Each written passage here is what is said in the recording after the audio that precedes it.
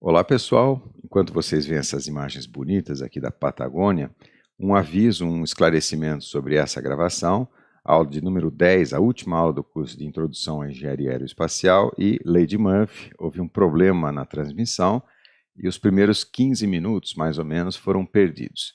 Então eu fiz o seguinte, eu extraí esse mesmo trecho, esse início da aula, de uma gravação do ano anterior, uma outra ocasião que eu ministrei essa aula, e justapus a gravação original da aula de ontem, que foi 1º de dezembro de 2023. Então, vocês verão a aula em 2 momentos, não se preocupe que o conteúdo é o mesmo, ok? Então, vamos lá. Olá, pessoal, meu nome é Paulo Seleguin, eu sou professor aqui na USP de São Carlos. Esse é mais um vídeo da série sobre engenharia aeroespacial e eu quero falar sobre a exploração do espaço. Esse assunto é bastante frequente nos comentários que o pessoal tem postado aqui no canal. E as perguntas que eu tenho visto eu poderia resumir em 2 perguntas básicas. O quão distante estamos de poder explorar e colonizar o sistema solar? E as viagens interestelares são sonhos impossíveis e nunca serão realizadas? Apesar de despretensiosas, de parecerem despretensiosas, essas questões elas envolvem uma série de outros tópicos mais profundos que eu vou então procurar desenvolver ao longo desse vídeo. Ou mais especificamente, eu vou falar sobre o paralelo entre a exploração do espaço e a colonização do planeta Terra. Vou falar também do real tamanho do universo, qual é o tamanho desse universo, e aí eu acho que vocês vão ter uma surpresa. Vou falar sobre os principais problemas técnicos de uma viagem interplanetária, incluindo limites relativísticos, ou seja, falar da teoria da relatividade. E dentro desse assunto, da teoria da relatividade, eu vou falar do chamado paradoxo dos gêmeos. Outro tópico é a necessidade de desenvolver tecnologias avançadas de propulsão. E, por fim, eu vou terminar dando uma ideia do que seria o projeto de uma colônia ou uma estação espacial para a realização de uma viagem com duração de dezenas, centenas ou até mesmo milhares de anos. E caso você queira saltar diretamente para um desses tópicos, depois eu coloco os marcadores de tempo aqui na descrição do vídeo. Começando então do começo, como a gente diz aqui, o sonho, esse sonho fantástico de explorar o espaço é alguma coisa relativamente antiga e já era objeto de pensamentos e sonhos e conjecturas do próprio Tsiolkovsky no final dos anos 1800. Também foi sonho do Von Braun, tem cenas do Von Braun com o Walt Disney, inclusive, mostrando os seus projetos de estação espacial, e mais recentemente, inclui até os bilionários, o Jeff Bezos, da Amazon, e o Elon Musk, que é o fundador da SpaceX. Mas se no tempo do Tsiolkovsky a exploração espacial era vista quase que como um devaneio, hoje ela é, pelo menos em parte, uma realidade bastante palpável, com empresas, por exemplo, abrindo ações na Bolsa.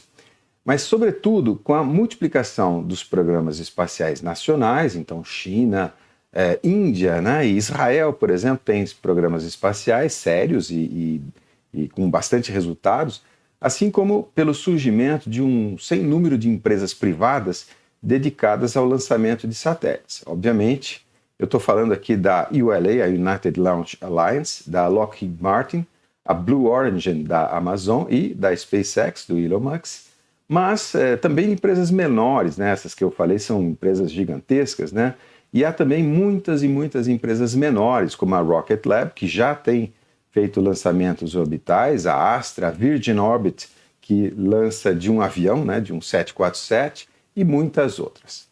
Então, se a gente extrapolar essa tendência, a questão natural que surge é a gente se perguntar: nós, civilização humana, evoluiremos para uma civilização exploradora do espaço?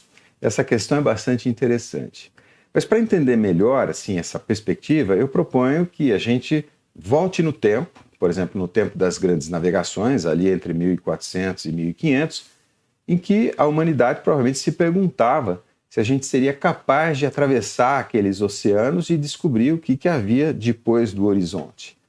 Ou a gente pode voltar mais ainda no tempo, uns 200 mil anos, portanto, em plena era do gelo, o fim do Pleistoceno, quando nós humanos, na verdade com características muito semelhantes a nós em termos de cognição e capacidade intelectual, esses humanos, né, surgiram ali no sul da África e provavelmente se perguntavam a mesma coisa, se seria possível explorar o outro lado de uma cadeia de montanhas que eles viam ao longe ou de atravessar um grande deserto. Ou seja, eu estou procurando fazer o paralelo entre a exploração e a colonização do espaço com a nossa própria história de exploração e colonização, ou ocupação, ou eu prefiro dizer infestação do planeta Terra. No final desse vídeo aqui eu vou mostrar algumas cenas da estação espacial e vocês vão ver isso que eu estou falando, né? Nós humanos infestamos realmente o planeta Terra. Mas nessa linha de raciocínio, podemos voltar às duas questões básicas do começo do vídeo e reformulá-las da seguinte maneira, trocando uma palavrinha. O quão distante estamos de poder explorar e colonizar o continente? Viagens intercontinentais são sonhos impossíveis e nunca serão realizadas?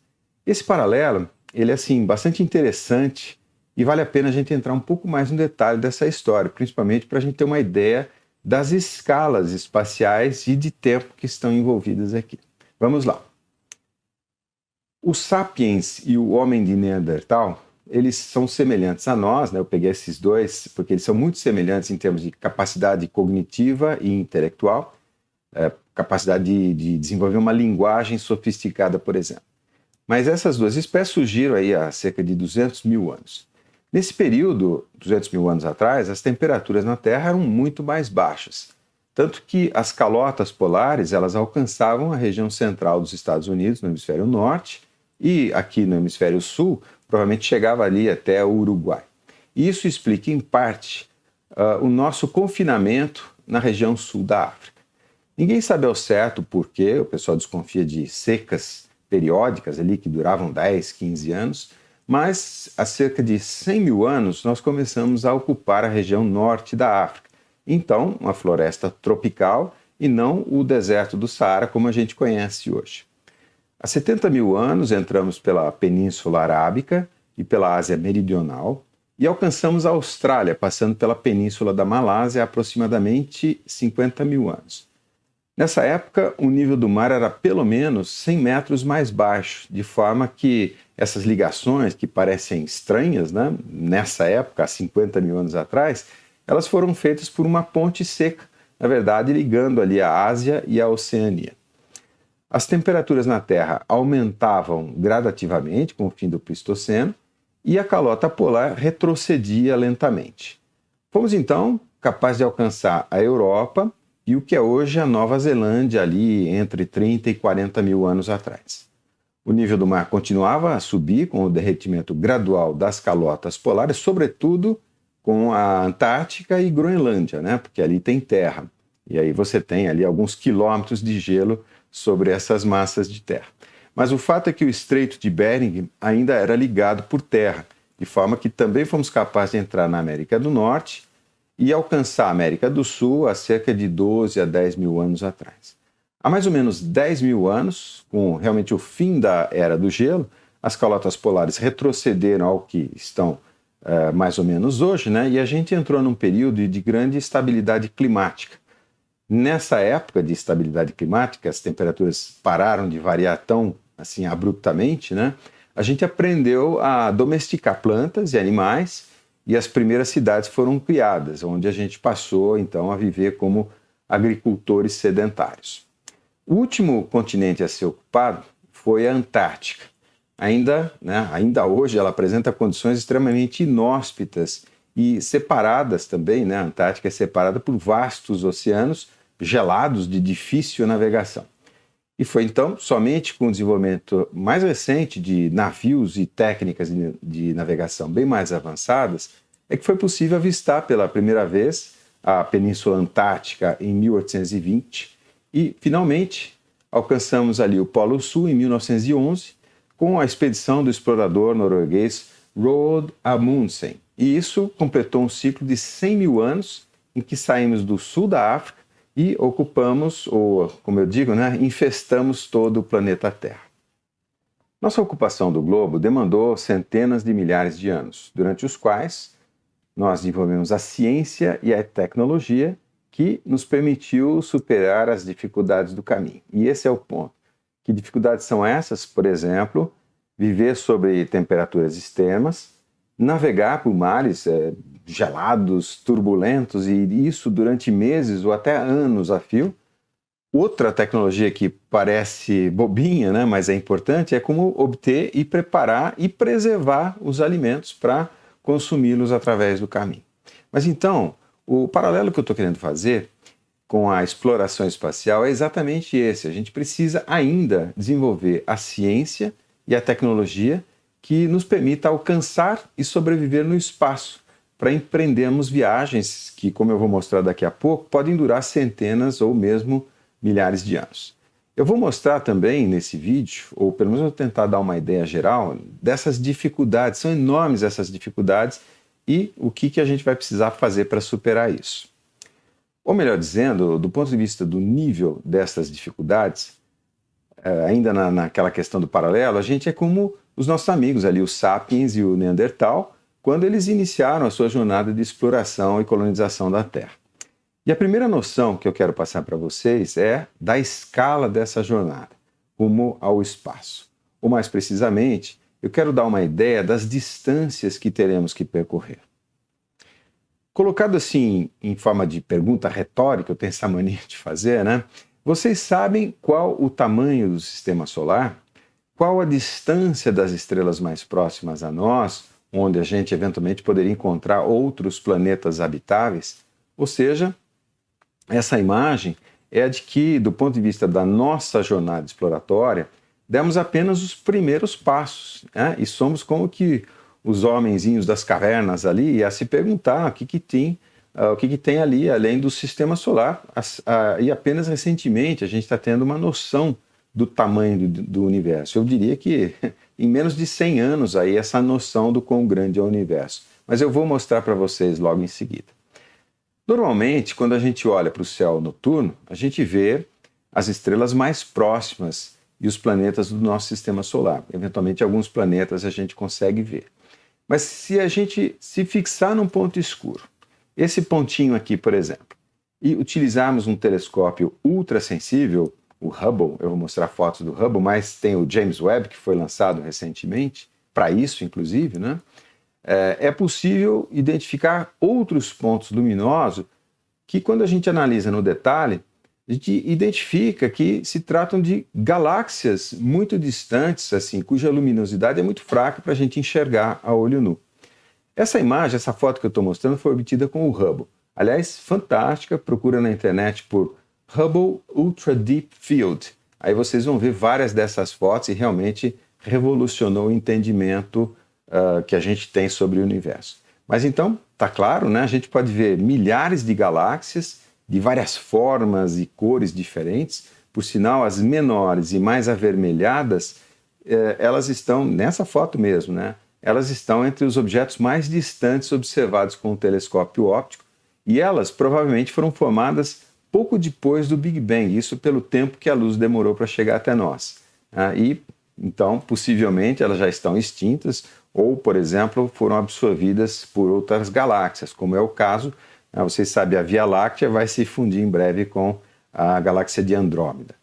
E um detalhe, né, não sei se você percebeu, mas quando a gente olha para o céu, a gente está, na verdade, vendo o passado. Isso em função do tempo que a luz leva para chegar até nós, dado esse limite relativístico, que também eu vou entrar no detalhe mais à frente.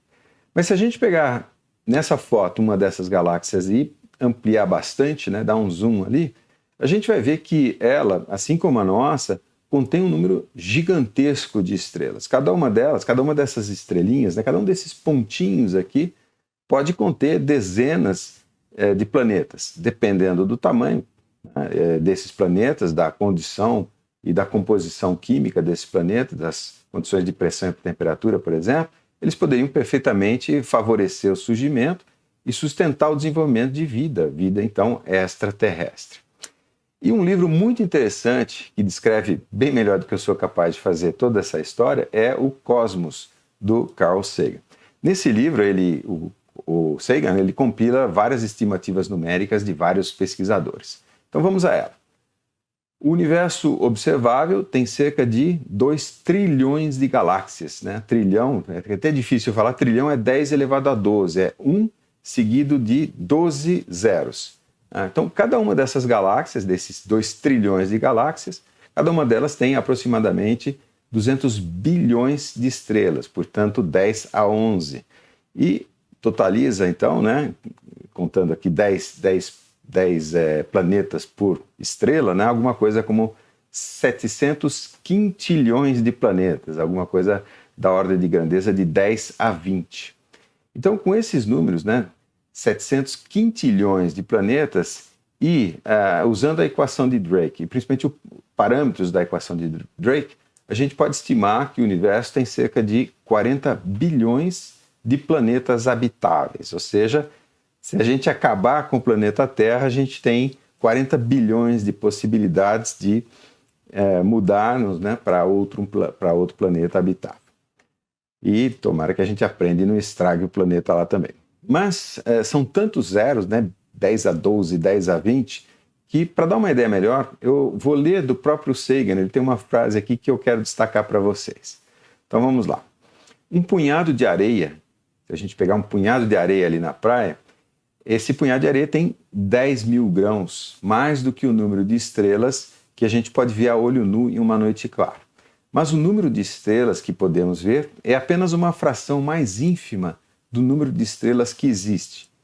O que vemos à noite é uma pequena amostra das estrelas mais próximas. Enquanto isso, o cosmos é rico além da imaginação. E essa é a frase importante. O número total de estrelas no universo é maior do que todos os grãos de areia em todas as praias do planeta Terra. Então, eu coloquei essa foto aqui de fundo para vocês. Imagino toda essa areia que está aqui, todas as areias de todas as praias do planeta Terra, e mesmo assim, né, tem mais estrelas do que grãos de areia. É um negócio impressionante, não é? Bom, vamos entrar então mais a fundo nessa problemática para entender a solucionática, como diria Dada Maravilha. Estou citando o Carl Sagan, estou citando Dada Maravilha também, jogador da seleção brasileira. Eu vou colocar o próximo ponto mais uma vez na forma de questão retórica. Como viajar para outros sistemas solares? O mais próximo a nós é Alpha Centauri, a cerca de 4,37 anos-luz. E para recordar, um ano-luz corresponde à distância percorrida pela luz no período de um ano, o que dá aproximadamente 9,5 trilhões de quilômetros. Portanto, a distância da Terra a Alpha Centauri é de cerca de 4,13 vezes 10 a 13 quilômetros. Agora, se a gente fosse viajar até Alpha Centauri, no objeto mais rápido produzido pela humanidade até hoje, e no caso o recorde é da sonda Parker, aquela sonda que está orbitando o Sol, e na sua última passagem pelo periélio, quando ela caiu no periélio, ela alcançou 110 km por hora. Perdão, 110 km por segundo. 110 km por hora é viajar ali na Bandeirantes, por exemplo. Mas 110 km por segundo. Então, fazendo as contas, dessa distância com essa velocidade, que é o máximo que a humanidade alcançou até hoje, e é isso ainda usando a própria gravidade do Sol, fazendo as contas, a gente levaria 3,75 vezes 10 a 11 segundos, ou seja, cerca de 12 mil anos. 12 mil anos é comparável ao tempo que a gente está vivendo como agricultores sedentários, o tempo de invenção da própria agricultura, desde o fim do Pleistoceno, a última época do gelo.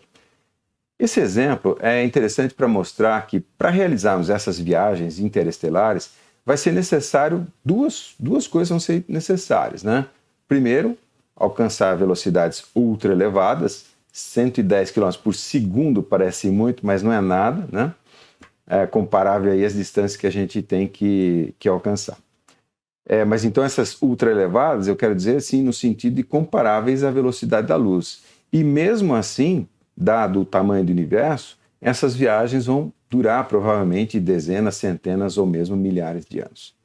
Portanto, e esse aqui é o fundamental, aqui, a pedra angular desse vídeo, os pontos-chave são a velocidade, o que implica desenvolver tecnologias avançadas de propulsão, E o tempo de viagem, significando que vai ser necessário desenvolver espaçonaves que a gente chama de transgeracionais. Aliás, um assunto favorito nos livros e filmes de ficção científica. Mas como a gente diz assim, aqui em São Carlos, né, tem um pequeno plus a mais.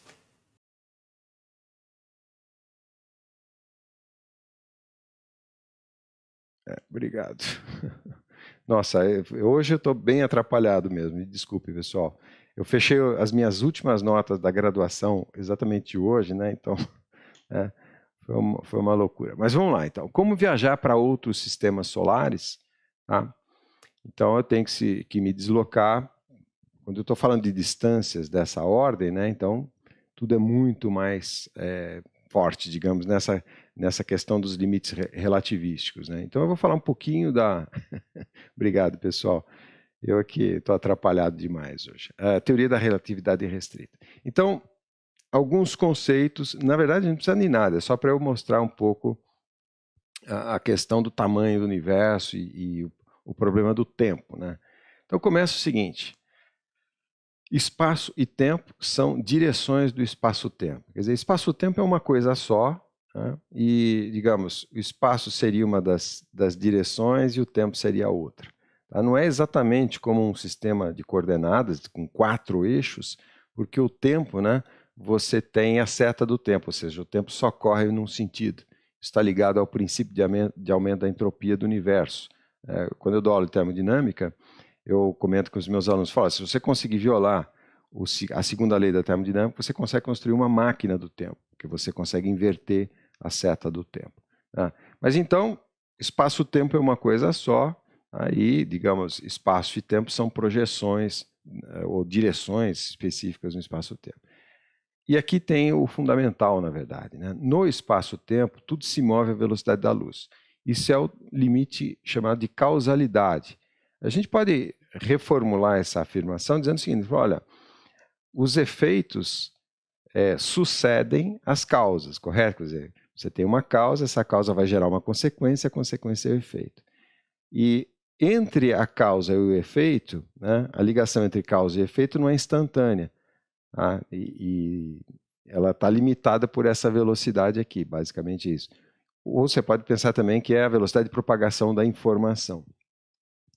Então, vamos tentar plotar aqui e entender isso no espaço-tempo. O espaço-tempo está mostrado aqui em 2 eixos amarelos. Eu condensei os 3 eixos do espaço em um só, não tem problema nenhum. E o tempo está aqui. E eu tenho um relógio meu de referência que é amarelo. As cores aqui são importantes, né? Aí eu tenho um cidadão que está parado no espaço, né? Se ele não se move no espaço, ele está parado no espaço.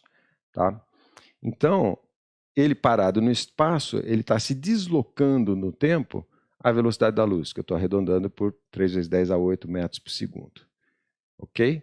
Então, nesse caso, né, tanto o relógio de referência quanto o relógio do cidadão, que tem lá no pulso, né, eles tic-taqueiam, essa é outra palavra que eu precisei inventar, né, o tic-taquear do relógio, a frequência de tic-taqueamento, né, nessa velocidade, certo? Então ele se desloca no tempo, no eixo dos tempos, na velocidade da luz, significando que o seu relógio tic-taqueia exatamente na mesma frequência do relógio nosso de referência. Agora, se ele começar a se deslocar no espaço com uma certa velocidade v, né, o que vai acontecer? A gente, né, no slide anterior, no espaço-tempo, a informação se propaga à velocidade da luz. Se ele está se deslocando com v no espaço, né, e no espaço-tempo a sua velocidade é c, então sobra, né, para ele se deslocar no eixo dos tempos, sobra menos componente, digamos, da velocidade da luz. Né? Então é fácil, isso aqui é a relação triangular, o c aqui é a hipotenusa, né? Então o comprimento desse eixo é menor, né, do que a hipotenusa. O que significa do ponto de vista do tempo? Né? Que o relógio do cidadão que está se deslocando no espaço vai tic-taquear mais lentamente que o relógio de referência, que está parado aqui no meu referencial, parado. Né? Correto? Então, assim, se você entendeu isso, você entendeu tudo. Agora a gente precisa só ver as consequências disso. Né? Então, quando você tem, por exemplo, um cidadão correndo e um cidadão parado, olhando o relógio de referência, os seus tempos correm de forma diferente, né? Então dá para formar uma relação entre o tempo, digamos assim, de referência, o zero aqui seria o parado, né? E o ΔT do cidadão que está se locomovendo, né? Dá para formar relações triangulares, né? Porque a relação entre aqui é o parado e aqui ele andando, na verdade o comprimento é o mesmo, porque é a velocidade da luz, então é pura relação de triângulos aqui, correto? Então essa relação aqui fornece, né, a relação de tempos, ou a dilatação do tempo em relação ao tempo parado, né? Então essa história aqui dá origem ao que a gente chama de paradoxo dos gêmeos, eu já vou mostrar para vocês. Mas assim, vamos fazer algumas continhas aqui para entender um pouco então a questão dos tempos e das defasagens dos tempos, né? Então imagina, a gente saiu lá de novo na nossa viagem para Alpha Centauri, né? Então a gente saiu, tá? E quando partimos do sistema solar, tínhamos o mesmo relógio, tá? E aí digamos que a gente esteja se deslocando a 90% da velocidade da luz. Isso significa o seguinte, né? Que o tempo que a gente vai levar para chegar até Alpha Centauri, né? Então eu vou pegar o 4,37, que é a distância, dividir pela velocidade 0,9, a velocidade da luz, 90%, tá? Isso vai me dar alguma coisa como 4,85 anos. Agora, a pessoa que ficou lá na Terra, ela ficou parada, né? Eu que me desloquei, foi o meu tempo que passou mais devagarmente, também entre aspas, né? Mas eu consigo calcular então o avanço do tempo no relógio amarelo, usando a relação de Lorentz aqui. Então, fazendo as contas todas, se eu não errei, 11 anos. Tá? Então, essa diferença de tempos é que é complicada. Quer dizer, um tempo de ida e volta, alguma coisa como 2 anos. Então, se a gente... Vamos arredondar isso para 5 anos, né? Então, a gente vai e volta em 5 anos no nosso relógio, e lá na Terra se passaram 22 anos. Essa é a questão. Só que isso, então, dá origem à história do paradoxo dos gêmeos. Por que paradoxo dos gêmeos? Por que paradoxo, né? Então, agora eu vou falar alguma coisa a esse respeito, né? Bom, em primeiro lugar, não é exatamente um paradoxo, é um pseudo-paradoxo, tá? E, na verdade, eu não vou explicar, né? Agora, até eu me confundi com o meu título aqui do slide, né? Então, não é um paradoxo, e eu vou só comentar o caminho da explicação, né? Então, eu não vou exatamente explicar. O que acontece, né? Vamos imaginar o seguinte, então é a nossa viagem até Alpha Centauri. Então a gente tem aqui dois sujeitos, dois Bart Simpsons, né, digamos, gêmeos. O que acontece? Um vai ficar na Terra com, digamos, o relógio de referência, o relógio amarelo. Esse eixinho amarelo aqui, né, é o relógio de referência. E o outro Bart vai embarcar na espaçonave e vai viajar para Alpha Centauri, e a gente já fez as contas ali, né? Então o que acontece? O relógio do Bart que está embarcado, tá? Ele tic-taqueia mais lentamente do que o relógio do Bart que ficou na Terra, tá? Então o que acontece? O tempo passa de forma diferente.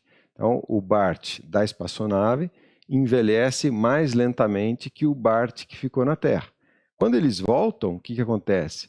O Bart da espaçonave, digamos, voltou aí um senhor de meia idade, e o que ficou na Terra já é um sexagenário, um octogenário, né? Tá, isso dá para entender das nossas relações, do jeito que eu coloquei ali para vocês. Mas, e se fosse o contrário? Porque lembra, tudo é relativo no sentido seguinte, por que é a espaçonave que está se deslocando e não a Terra que está se deslocando, né? Então, ou seja, eu posso fazer exatamente o experimento contrário.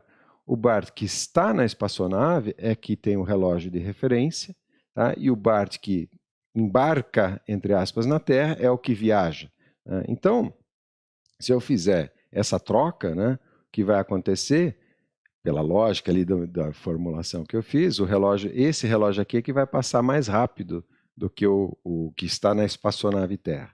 E aí exatamente o oposto vai acontecer. O Bart que viajou na espaçonave Terra envelhece mais lentamente que o Bart que ficou parado na espaçonave, né? E aí quando eles voltam, o octogenário é o Bart da espaçonave e o meia-idade, aqui o cidadão de meia-idade, é o que ficou na Terra. Então, parece que é um negócio curioso, porque quem envelhece mais rápido do que quem é aquele que eu considero que tem o relógio de referência. E quem eu considero é totalmente arbitrário, né? Então parece que essa explicação está errada, né? Por quê? Porque é um absurdo, né? Não depende de quem eu considero que é o relógio de referência, tá? Só que a gente sabe que essa explicação está certa, porque por que a gente sabe que está certa essa explicação? Porque a gente já testa ela na prática. Eu não sei se vocês sabem, alguns satélites já usam, principalmente os sistemas de GPS, né, o sistema de georreferenciamento, esses satélites estão longe de se deslocar na velocidade da luz, mas eles acumulam, eles funcionam por muito tempo, né? Então o relógio desses satélites pode acumular desvios temporais bastante significativos. Eu não sei se vocês sabem, né? É fácil, você pode comprar uma plaquinha eletrônica, uma anteninha, você tem o sinal de GPS, você vai ter o string do sinal de GPS. Se você olhar no string ali, você tem as coordenadas do satélite que mandou aquele string e tem uma base de tempo, né? Inclusive com precisão de nanosegundos. Pessoalmente eu usei isso muito em projetos para sincronização de sensores em oleodutos e gasodutos que estavam, por exemplo, a 100, 150 quilômetros um do outro. Eu precisava, né, referenciar no tempo de maneira muito precisa, então eu usava o sinal de GPS para isso. E eu sei que nas contas todas lá tem a correção dos efeitos relativísticos, né? Bom, como eu disse, então não é exatamente um paradoxo, porque a gente sabe que funciona, né? Só que eu não vou explicar, né? O que eu vou fazer? Eu vou fornecer os caminhos da explicação. Tem dois aqui. Primeiro, nesse site aqui, o Ciência Todo Dia. Isso aqui já tem, acho que talvez uns 2 anos que eu vi isso daqui. Mas então ele tem uma explicação que é boa, mas não é total. Ele considera o seguinte, porque o problema todo está ligado ao fato da gente usar digamos, as propriedades de um dos BARTs para inferir, calcular as propriedades do outro BART, né? Ou seja, a gente está usando referenciais não newtonianos para fazer ali a nossa conta, tá? Então isso é uma explicação, né, que é aqui desse canal, que é muito legal, fornece, mas não é toda, porque é possível você construir uma situação com mais agentes, não só 2 BARTs, né? Mas é possível você construir uma situação em que todos os observadores estão se deslocando a velocidades constantes ou parados, né? Então, ou seja, todos os observadores são referenciais iniciais. E nesse outro canal ele dá a explicação, né? É o Fermilab, ele dá a explicação completa. E eu não vou entrar, porque, de novo, não é a minha área, inclusive, né? Mas para a gente poder explicar que não é um paradoxo, seria que usar as transformações todas, incluindo a própria deformação do próprio espaço, né, para a gente explicar tudo isso. Então, essa do Fermilab é uma explicação completa, tá? E é possível, então, caso vocês se interessem. Eu quero ficar mais na parte da engenharia, por isso que eu não vou entrar muito aqui. Vamos lá, tá? Então, vamos tentar usar essas coisas todas para entender. Na verdade, eu estou querendo trabalhar aquela questão, o quão grande é o universo. Eu até copiei a frase ali do Carl Sagan, né? O número total de estrelas no universo é maior do que todos os grãos de areia em todas as praias do planeta Terra, tá? É por aí que eu estou caminhando, né? Então a gente tem ali o planeta Terra. Vamos fazer o contrário, vamos zoomar, né? Então, se eu olhar de mais longe, né, a coisa mais próxima, o objeto mais próximo do nosso sistema solar, na verdade, é Alpha Centauri, a 4,37 anos-luz. Se a gente se afastar um pouco mais, então, o Sol, né, o sistema solar, o sistema de Alpha Centauri, está num núcleo de estrelas, né, que fica num dos braços aqui da Via Láctea, que está, né, numa região mais externa aqui na Via Láctea, que gira em torno de um buraco negro massivo central, tá? E o diâmetro ali, 220 vezes 10 a terceira, esse AL aqui é anos-luz, tá? Via Láctea, ela está próxima de outras galáxias, né? Então Andrômeda é a mais próxima, eu já mostrei para vocês, ou já falei, já mencionei com vocês, que é alguma coisa como 4 bilhões de anos à frente, né? As duas galáxias vão se amalgamar, tá? Isso é um processo que vai durar provavelmente outros 4 bilhões de anos e, com certeza, a gente vai perder essa estrutura aqui em disco, né, com braços. Provavelmente vai formar uma gigante. Tem simulações que mostram isso, hoje eu queria correr um pouquinho mais, né, então vou evitar entrar nisso, mas então, a Via Láctea, Andrômeda, e se você juntar galáxias, né, você forma o que os cosmologistas chamam de filamentos galácticos, né? Então, nessa figura aqui, e o lado desse cubo já tem 10 a nona anos-luz, 10 a nona anos-luz, né? Cada ponto, vamos pensar nos grãos de areia lá do Carl Sagan, né? Cada ponto, cada pixel dessa figura aqui, na verdade é uma galáxia, cada pixel da galáxia, na verdade é uma estrela, tá? Então, e cada estrela tem 10, 15 planetas, né? Então, realmente, esses números vão aumentando, né? Praticamente sem limite, né? Agora, então quando a gente vai zoomando, então, digamos aqui é o nosso sistema solar, né? Tá vendo aqui Júpiter, etc. Então, as galáxias mais próximas, talvez aqui Andrômeda esteja aqui, né? Os filamentos representados aqui, tá? E aí a gente chega num limite aqui do que eles chamam de limite observável, ou do que é o universo observável, tá? E aí aparecem algumas coisas interessantes, né? O diâmetro dessa bolha observável é alguma coisa como quase que 10 a décima aqui anos-luz, né? 93 vezes 10 a nona anos-luz. E tem um negócio interessante aqui. A gente sabe que o universo está expandindo, tá? E que essa expansão está acelerando. É o que se chama de inflação cósmica, né? Inflação do universo. E o interessante é o seguinte, que a fronteira se desloca, eu estou explicando para vocês o que é a fronteira observável. A fronteira observável é o limite, né? É aquela posição que se desloca, que o espaço se infla, né? À velocidade da luz, porque além disso ele está se deslocando, está se deformando acima da velocidade da luz. Se deslocar acima da velocidade da luz significa que a informação não chega e não chegará nunca para nós, né? Porque lembra, lá no espaço-tempo, tudo se desloca à velocidade da luz. Se esse, digamos, pontinho, imagina que tem uma lanterna aqui, por exemplo, né? E o espaço está inchando aqui, como se fosse um balão, a uma velocidade acima da velocidade da luz, então a luz nunca vai chegar aqui, né? Então esse é o limite, tá? É o que se chama de universo observável. Isso aqui é a constante de Hubble, né? Essa taxa de expansão. Né? Então, assim, não tem como, né? A gente tem um certo limite ali. É mais ou menos como, fazendo paralelo com o planeta Terra, né? Que a gente está aqui. O que tem além do horizonte, né? Não tem um oceano infinito, não tem continentes em número infinito, um dia chega no fim. Agora, o que tem além disso, eu não sei.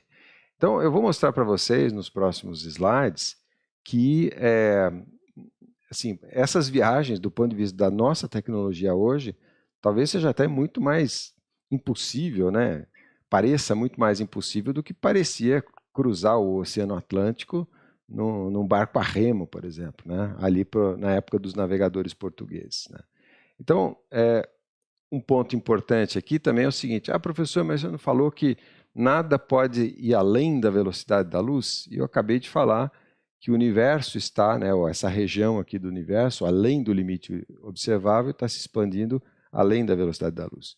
Na verdade, eu estava dizendo o seguinte, né, que o limite se aplica ao espaço-tempo, né, quer dizer, aos objetos do espaço-tempo. Mas o tecido, ou espaço-tempo, ele pode se deformar a velocidades acima da velocidade da luz, né? É a base, digamos assim, é a tela que o pintor vai pintar um quadro em cima, né? Então as tintas ali, a minha analogia ficou meio pobre, mas as tintas ali, elas, né, estão limitadas ao princípio da causalidade, mas a tela propriamente, né, do quadro ali pode se deformar à vontade, ok? Bom, vamos em frente aqui, deixa eu ver se tem alguma pergunta. Para o pseudo-paradoxo pode ser criado. Bom, o Marcos fez uma observação aqui, depois eu vejo. Vamos lá, então, dito isso, né, toda essa complexidade, e digamos, eu, né, não quero parecer que eu entendo muita coisa, né, disso daí. Eu só estou dizendo que é muito, muito mais complexo do que a gente imagina. Então, agora eu vou trazer um pouco para aquilo que eu entendo, né? Tá bom, eu sei que eu preciso alcançar velocidades altas, Sei que as distâncias são absurdamente grandes, né? Mas dentro do que eu posso fazer, então eu preciso, para alcançar essas velocidades altas, de tecnologias avançadas de propulsão. Mas o quão avançadas são essas tecnologias de propulsão? Isso é o que eu quero mostrar aqui para vocês também. Então, duas questões, ou uma questão, né? Como alcançar velocidades comparáveis à velocidade da luz? Então, vamos imaginar o seguinte, né? Vamos imaginar que a gente recebeu a visita aqui de um alienígena, um hominho verde aqui, como ele está mostrando aqui para vocês, né? Ele veio lá de Alpha Centauri, por exemplo, né? E vamos supor que ele mais a espaçonave, nada impede dele ser pequenininho, não tem problema nenhum, né? Vamos supor que ele pese 1 grama, tá? Marca essa massa, 1 grama, tá? Ele caiu aqui no planeta Terra, acabou a gasolina dele, né, da espaçonave dele, e a gente precisa ajudar ele a encher o tanque da espaçonave para voltar para o seu planeta. Tá? Então é o seguinte, a espaçonave dele pesa 1 grama, ele está dizendo para a gente que precisa alcançar 50% da velocidade da luz para chegar em Alpha Centauri. Tá? E eu quero saber, então, quanto que eu preciso pôr de combustível numa espaçonave de 1 grama. Então, a gente já tem uma equação para fazer isso, né, a equação malvada favorita. Eu vou fazer o seguinte, eu vou pegar o nosso melhor propulsor, tá? Que seria, por exemplo, os propulsores iônicos, né? Eles têm alguma coisa como 30 km por segundo de velocidade de exaustão, né? E isso é comparável, por exemplo, aos motores aspirados, né? Lembra, o Raptor da SpaceX ejeta o combustível alguma coisa em torno de 3 km por segundo, né? Um propulsor iônico, alguma coisa como 30. Né? A grande limitação, como eu falei para vocês, é a força que é pequena, 5 newtons. Mas tudo bem, né? A espaçonave pesa 1 grama só, né? Não tem tanto problema assim. Tá? Então eu vou fazer o seguinte, eu vou supor que essa espaçonave aqui, desse nosso amigo alienígena, ainda assim, né, ela é 100 vezes mais eficiente que o nosso melhor propulsor. Tá? Então, o nosso tem 30 km por segundo, né? Vou multiplicar por 100, né? Isso aí para nós é ficção científica, então o propulsor vai ter uma velocidade aqui de 3.000 km por segundo. Ok? Então vamos usar agora a equação malvada favorita para calcular a massa de propelente que seria necessário. Tá? Então, a nossa equação malvada favorita, né? Isso aqui, nessa aula de hoje aqui eu já elaborei isso, então não preciso falar muito da massa da equação malvada favorita, a equação de Tsiolkovsky. O problema é que a relação entre o propelente necessário e a massa útil, que seria esse 1 grama aqui, na verdade é uma exponencial, né, do ΔV. Então aqui no numerador vai entrar os 50% da velocidade da luz, no denominador vai entrar os 3.000 km por segundo. Então fazendo as contas, a gente chega numa massa de 5 vezes 10 a 18 kg. Esses números, assim, jogados não quer dizer nada para a gente. Né? Então, eu comecei a calcular ou procurar dados sobre, por exemplo, a massa do Oceano Atlântico, 3 vezes 10 a 20. Então, né, 100 vezes mais, não precisa tanto, é um exagero e tal. Aí peguei, por exemplo, a massa de água na Baía de Guanabara, 2 vezes 10 a 12, é muito pouco. Então, a coisa mais próxima que eu achei é a massa dos Grandes Lagos, é 10 a 16. Tá? Então, significa que para a gente mandar o nosso amigo que tem uma espaçonave de 1 grama para Alpha Centauri de novo, a 50% da velocidade da luz, a gente vai precisar de alguma coisa como 250 grandes lagos de propelente. Tá? Então, é absolutamente inviável, mesmo com uma eficiência propulsiva 100 vezes maior do que o nosso melhor propulsor hoje. Tá? Lembrando, inclusive, que isso, né, esse melhor propulsor hoje tem um limite de força, na verdade, que são aqueles poucos newtons. Tá? Ok? E uma coisa interessante que eu vou mostrar para vocês, então, assim, não tem muito como evitar, as viagens espaciais ou interestelares, elas vão durar muito tempo. Né? Então, o tempo de viagem vai ser grande, a gente precisa desenvolver as espaçonaves transgeracionais, ou colônias espaciais, né? No tempo das navegações, eles pensavam assim, tá? Embora a viagem propriamente durasse meses, e não décadas, como a gente está mais ou menos vislumbrando aqui, ainda assim, ir e voltar não era considerado assim, uma coisa factível em semanas, por exemplo. Então, quando o sujeito embarcava para o novo mundo, como eles diziam, ele estava pronto para passar a vida, né, ali naquela praia que ele aportava. Isso, inclusive, aconteceu na Groenlândia, né, se vocês lerem a história da colonização da Groenlândia, ali pelos vikings, né, é mais ou menos a mesma coisa. O sujeito vai sem expectativa de voltar. Tá? Eu vou mostrar, deixa eu só ver se tem alguma pergunta. Lá, pessoal, as regras do TCC onde estarão postadas. Aproveitar e só falar alguma coisinha. A aula de hoje é bem tranquila, então vou me dar um pouco ao luxo de quebrar, inclusive, né, tendo em vista as atrapalhadas que eu dei logo no início aqui. Né. Eu vou mandar e-mails para a lista de e-mails dos inscritos, né, para a gente agendar uma reunião, possivelmente na semana que vem. Tá? Pode ser por Google Meet, ou se não der para juntar todo mundo, eu vou conversando com vocês por e-mail mesmo. Tá? Mas eu vou criar algumas regras e vou mandá-las por e-mail e aí a gente vai conversando. Tá? Acho que vai fazer reunião com a galera. Isso, é verdade. Aqui é a equipe Araripe, né? Comentou aquilo que eu acabei de falar. Então eu quero mostrar para vocês a história das colônias espaciais. Deixa eu ver mais um comentário. O paradoxo do gênero está relacionado diretamente à velocidade de informação limitada. Ok. Marcelo, mais uma contribuição aqui. Obrigado. Antes de entrar aqui de novo na engenharia aeroespacial, lembra que eu mencionei para vocês que o curso aqui tem alguma coisa de biologia, né? Uma das cadeias de conhecimento, e agora a gente chegou na parte importante, na aula de hoje. Tá? São as ecoesferas. Tá? Então, tem uma aqui que é esse cidadão, pode procurar na internet, mas tem muita gente que faz isso também, né? Cria esses terrários selados, né? Tem vários nomes aí, mas a ideia é a seguinte, você coloca ali uma planta, né? Coloca algas e você sela o negócio e o negócio fica. Esse aqui, a última vez que ele abriu foi em 1972. Eu venho tentando fazer isso atrás de mim, quer ver? Vou até aumentar a minha câmera aqui para vocês verem, né?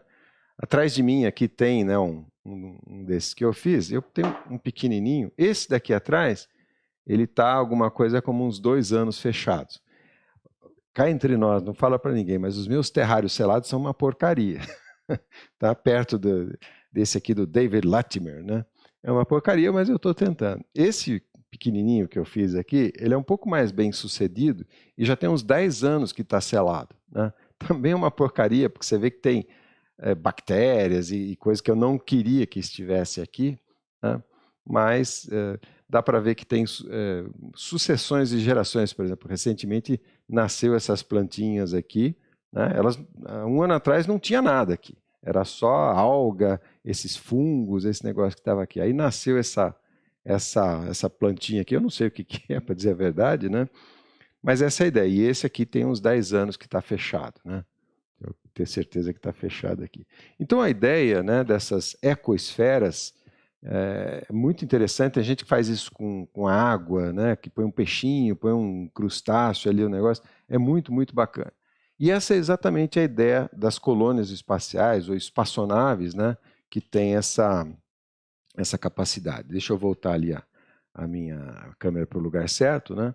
Então, nós precisaremos desenvolver as nossas espaçonaves /colônia, né, como ecoesferas mesmo, né? Ficarmos um tempo enorme selados ali no ambiente, né? Então, esses sistemas, eles vão ter que ser o quê? Capazes de manter condições estáveis para a sustentação da vida, né, no caso dos passageiros, por longos períodos de tempo. E aí tem vários problemas, e aí a gente entra na biologia, um negócio muito legal. Então, por exemplo, estabilidade química.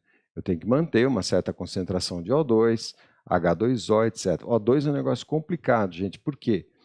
Porque é o seguinte, o oxigênio é muito reativo, ele vai reagir, ele vai oxidar tudo que ele encontra pela frente. Então, alguém tem que produzir esse O2 para estar repondo, né? Quem é esse alguém? As plantas fotossintetizantes. Eu sempre falo na minha aula, só existe oxigênio livre na Terra, né, O2 atmosférico, porque tem plantas fazendo fotossíntese, plantas e algas e bactérias fotossintetizantes. Né? Se acabar isso, acaba o oxigênio na Terra, como acabou em Marte. Né? Inclusive, Marte é vermelho, porque todo o oxigênio que ele tinha oxidou as rochas e, né, dá aquela coloração vermelha. Mas não só em termos de composição química, também em termos de pressão, temperatura. Vocês sabem que as condições de pressão e temperatura, para que a água permaneça na fase líquida, são condições raras, né? Difíceis do ponto de vista de toda a variabilidade que você pode ter no universo. Então, é uma coisa importante e para nós, seres humanos, né, muitos outros aspectos, mas eu vou falar muito aqui da pseudogravidade, ou seja, a gravidade. A gente não consegue viver por muito tempo, nós não evoluímos para isso, né? Então, essa nossa espaçonave transgeracional vai, de alguma maneira, precisar gerar gravidade. Existem algumas ideias, eu vou falar delas para vocês, e vou inclusive mencionar isso junto com filmes, né? Filmes de ficção e livros e tal. Né? Mas, assim, as configurações, eu estava procurando a palavra, que foram estudadas, é o toroide de Stanford, né, da Universidade de Stanford, o cilindro de O'Neill, esse O'Neill já apareceu para nós, tá? E ele fez um estudo, um relatório que eu já vou mostrar, inclusive disponível na internet, e a configuração em Altair. Essa configuração em Altair, essa é que está mais próxima da gente, essa a gente poderia fazer hoje, por exemplo. Né? Mas então, vamos lá, vamos vê-las, essas configurações.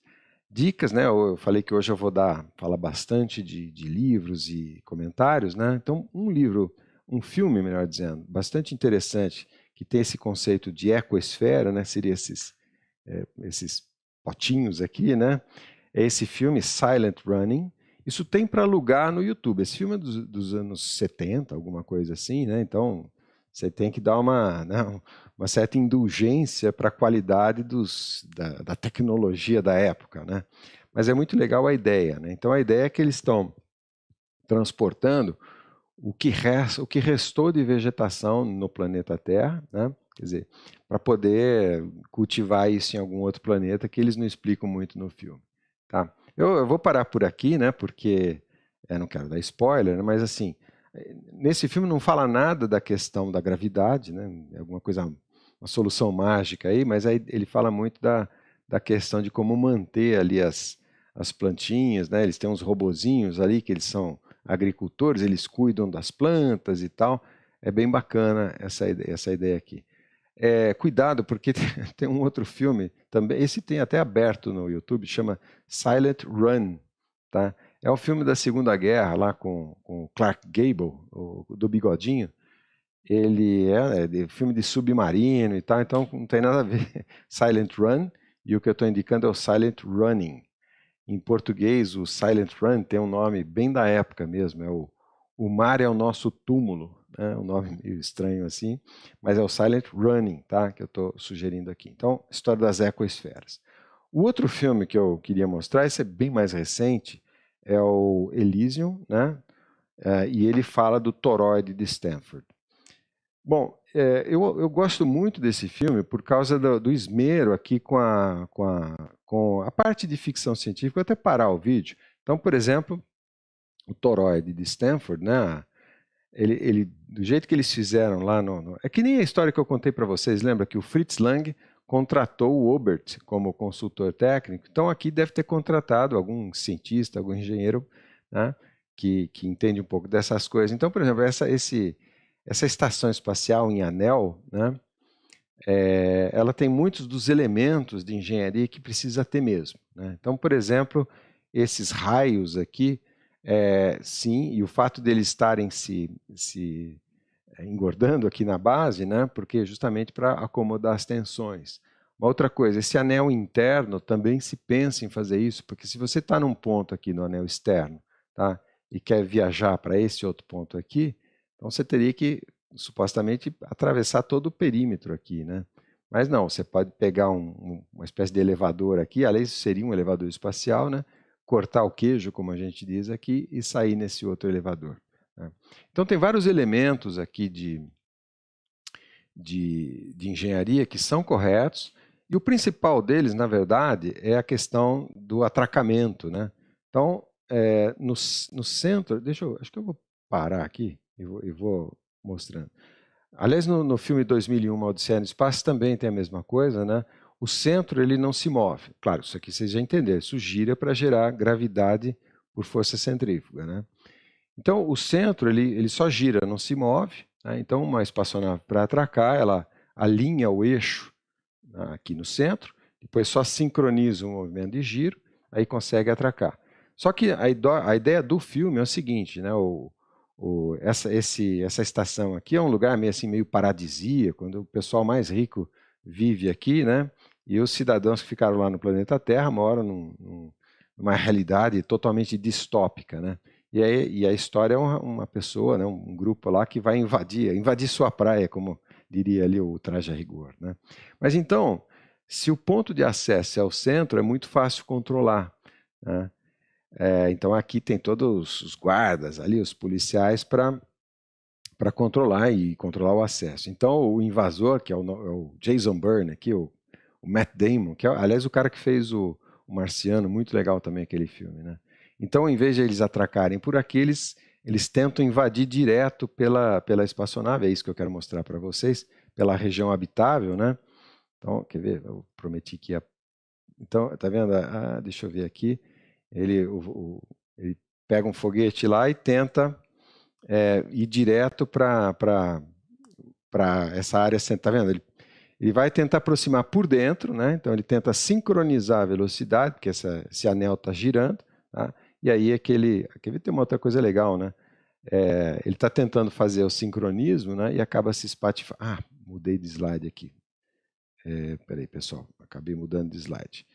Entendeu? Então, assim, eu gosto muito por causa desses aspectos aqui, né? Vamos ver aqui, né? Tá vendo? Ele vai se espatifar, porque ele não consegue sincronizar direito ali a velocidade. Acho que deu para entender. Esse filme mais recente vocês vão poder assistir, né? Esse outro que eu vou mostrar é um dos meus, talvez se eu fosse listar 10, eu listaria esse, né? O Interestelar, o do Fritz Lang, Frau im Mond, faz parte, e é um filme mudo, hein? Mas tem algumas coisas curiosas aqui. Então, o Interestelar, ele fala do cilindro de O'Neill. Então, na verdade, não é um anel, é um cilindro, mais ou menos como dá para ver nessa figurinha aqui, né? Então, toda a parte habitável é construída em torno aqui das paredes do cilindro. Tem um livro do Arthur Clarke, muito legal, uma trilogia, como a gente diz aqui na região, uma trilogia de 3, né, livros, Encontro com Rama, né? Muito, muito, muito legal. Ele descreve toda a parte ali como eles aceleram, né, essa espaçonave cilíndrica, e que é, na verdade, todo um mundo lá dentro. Então, vou soltar o filme aqui só para vocês verem o trechinho ali do Interestelar, que eles estão não sei se vocês se lembram do filme, né? E aqui tem um negócio que eu quero mostrar para vocês. Aqui, parei. Então, o astronauta, né, o Cooper, né? E ele fica numa espaçonave, fica não exatamente preso, né? Eles descem num planeta supermassivo ali, viajam a velocidades altíssimas. Então, o tempo dele passa muito mais rápido.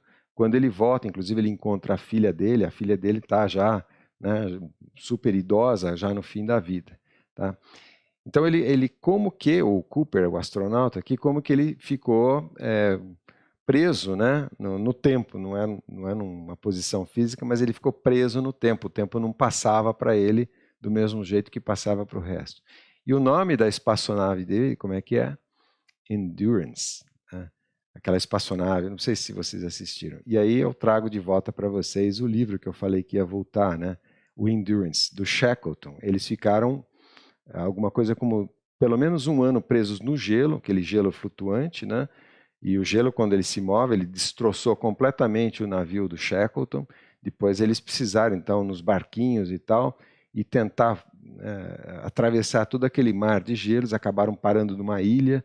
E é toda uma história, eu não vou contar aqui, né? E a mesma coisa aconteceu ali no Polo Norte, com a expedição que tentou achar a passagem noroeste. Isso aqui, inclusive, virou um seriado na Netflix, tá? Na Netflix não, na Apple TV.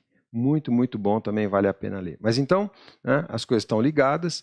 essa estação é uma estação cilíndrica, vai aparecer um trechinho de cena só mostrando o que seria, né, o mundo cilíndrico ali, que o O'Neill, né, o cilindro de O'Neill, ele que imaginou essas coisas, fez contas, etc. E eu vou mostrar isso para vocês logo à frente.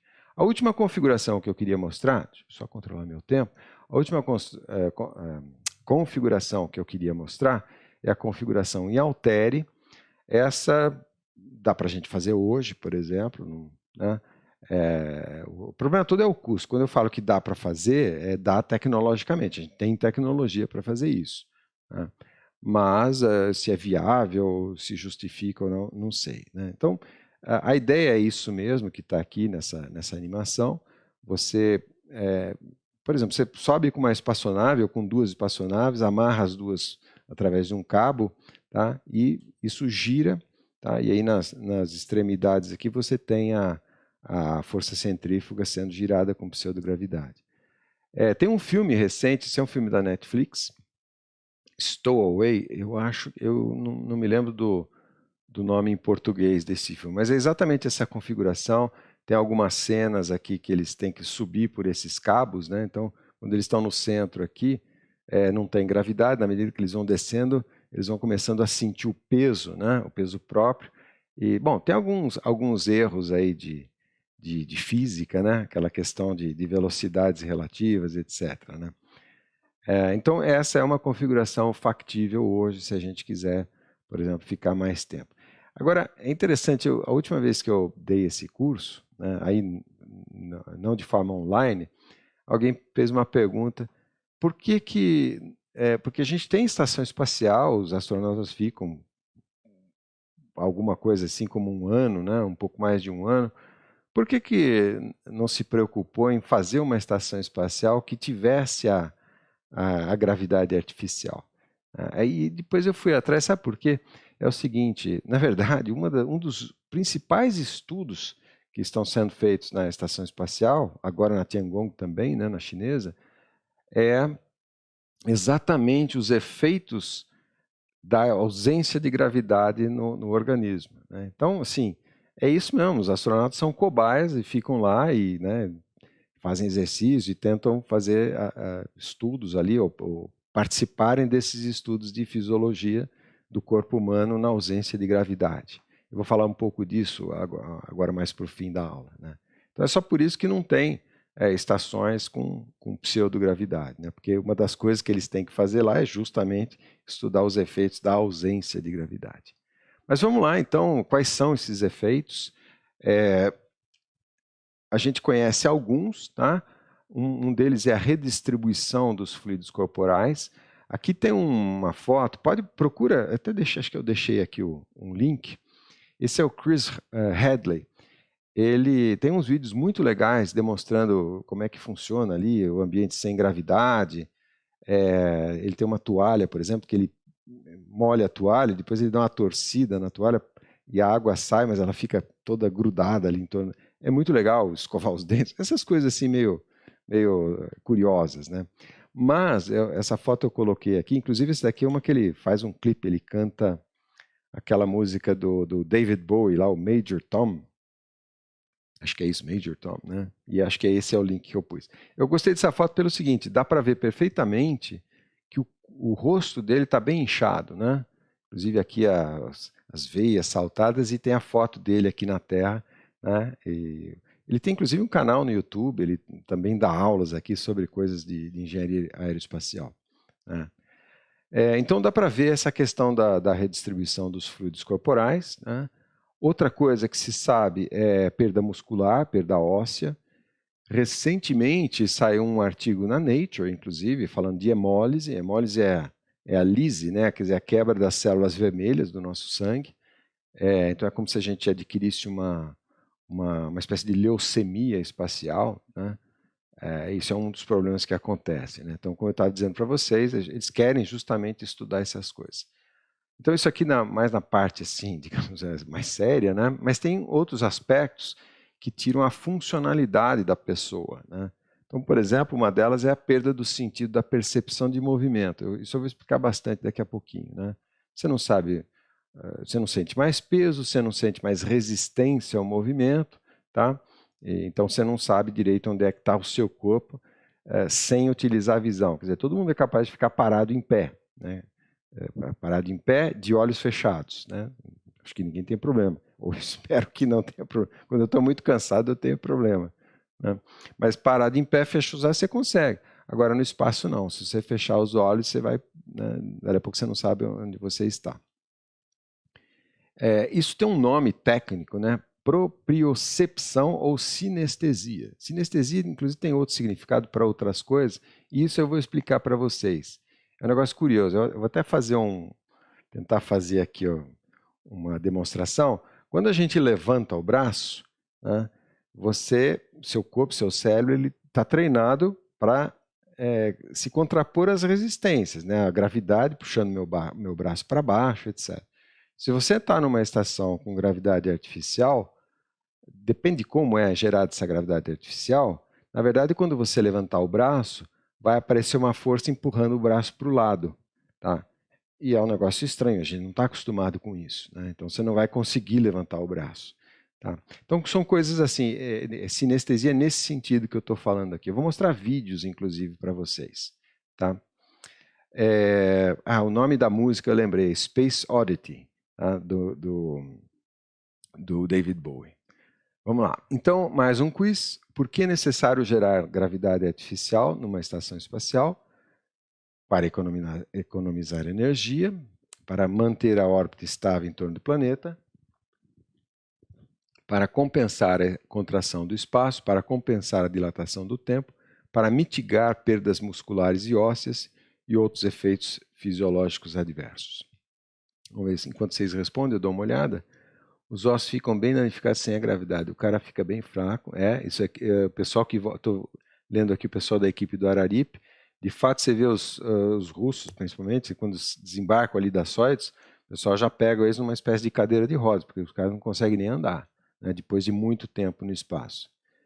Desculpa, música muito alta, em alguns momentos não se escuta o que é. Me desculpe aqui, o Renato. Minha filha montou um terrário desse em 3 meses, ficou com resistência de Deus. Pó, logicamente apenas ao pó.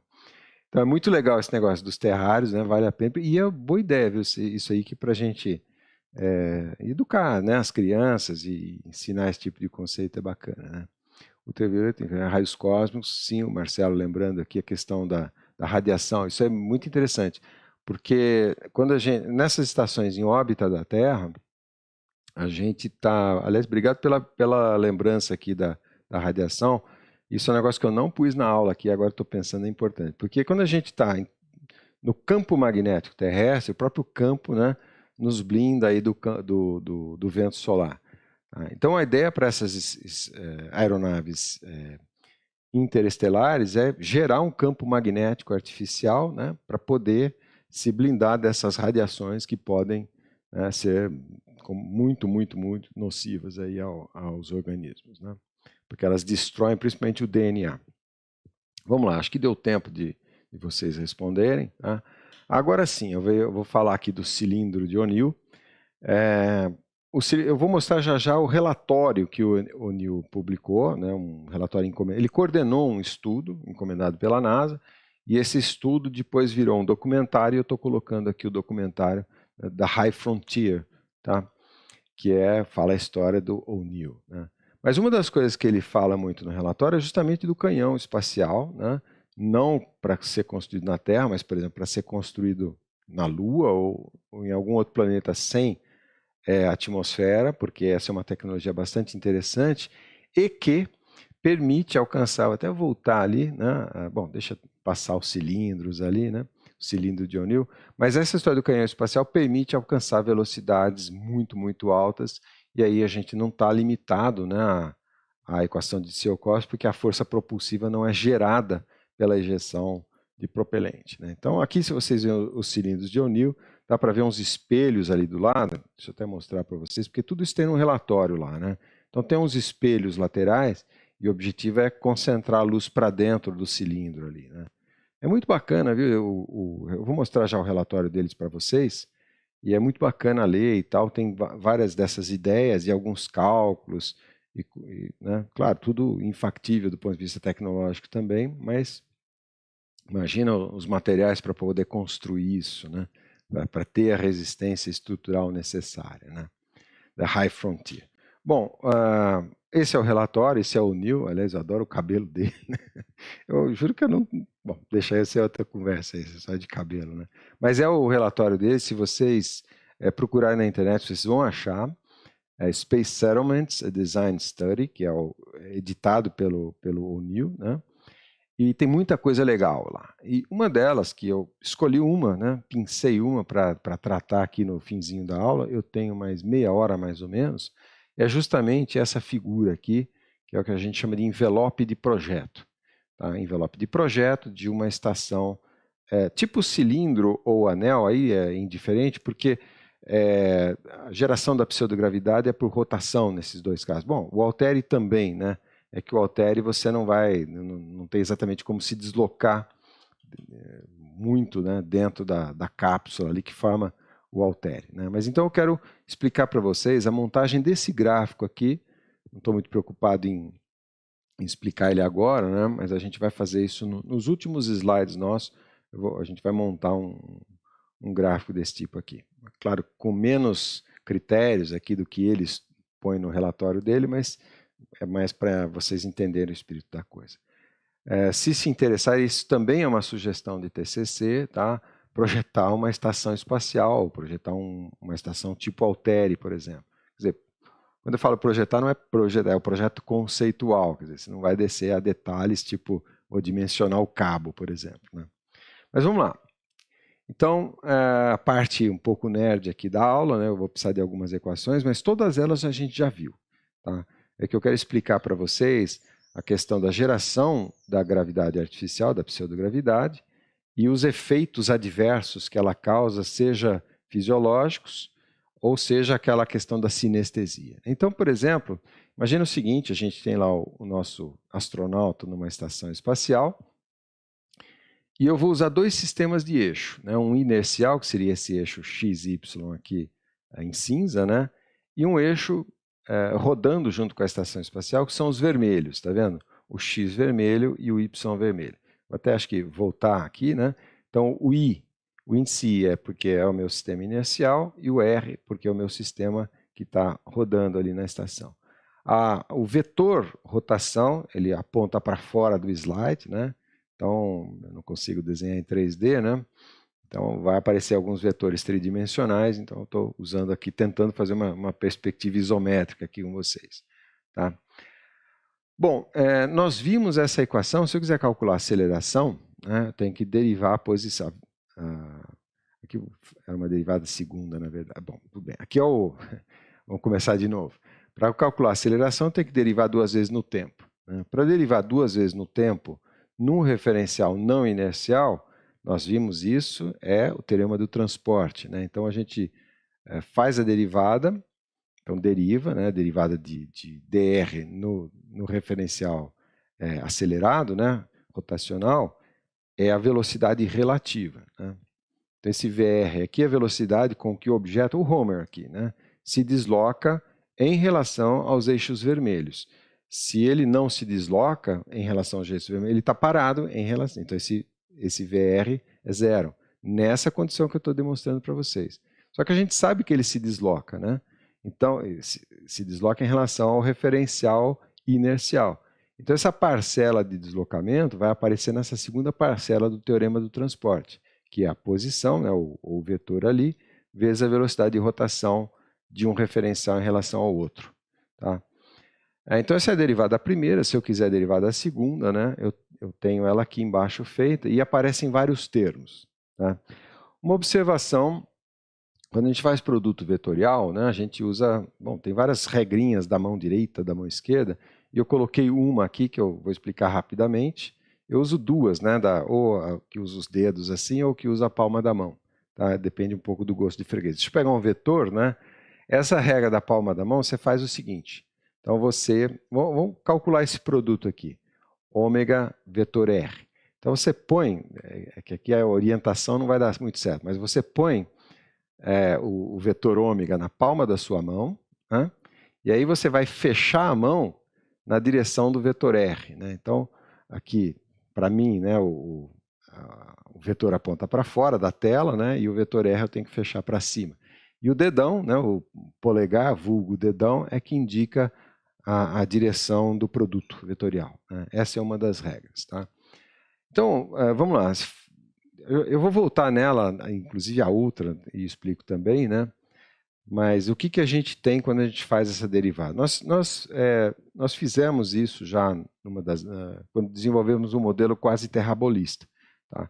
Então, segundo ali o teorema do transporte, esse VR é a velocidade relativa, né, à estação espacial, ou seja, a velocidade em relação aos eixos vermelhos ali. Né? Esse outro termo que aparece aqui agora na derivada segunda é a aceleração relativa, né? Então, o objeto aqui, o Homer, pode estar correndo aqui e correndo acelerando. Então, é o AR. Né? Daqui a pouco eu vou mostrar ele correndo, por exemplo. Né? Então, ele tem VR, mas se ele estiver correndo com velocidade constante em relação ao piso amarelo aqui, esse AR é zero. Né? O outro termo que aparece é a aceleração de Coriolis, 2ωVR. Esse outro termo, quem que é? Vamos ver se vocês... Ômega vezes ômega, alguma coisa ômega quadrado. Ômega quadrado R, o que é? É a aceleração centrípeta. Tá?